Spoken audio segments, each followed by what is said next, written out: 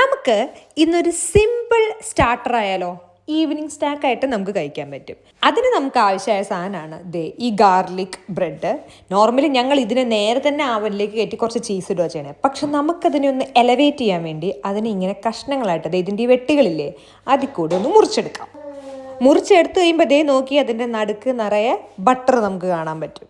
ഞാൻ നൈസായിട്ട് ഈ നടുക്ക് മാത്രമുള്ള ബട്ടർ പതുക്കെ അതിൻ്റെ എല്ലാ ചുറ്റും ഭാഗത്തും ഒക്കെ ഒന്ന് പരട്ടി കൊടുക്കും. അപ്പോൾ ആ ടേസ്റ്റ് നമുക്ക് എല്ലായിടത്തും കിട്ടും. ഞാനിപ്പോൾ വളരെ കുറച്ചെണ്ണം ഉണ്ടാക്കുന്നതുകൊണ്ട് എയർ ഫ്രയറിലാണ് ഉണ്ടാക്കണേ.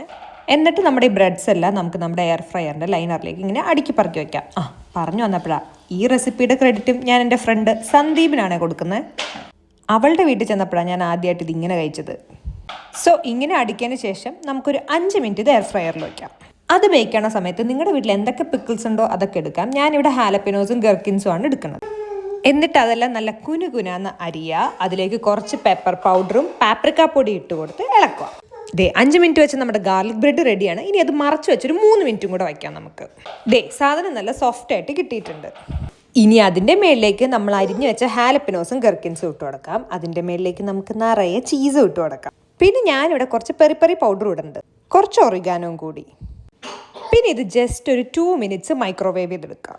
നിങ്ങളുടെ കയ്യിൽ ചിക്കൻ നഗറ്റ്സ് ഉണ്ടെങ്കിൽ അതും മുറിച്ചിട്ടാൽ ഇതുപോലത്തെ ഒരു അടിപൊളി സാധനം കിട്ടും.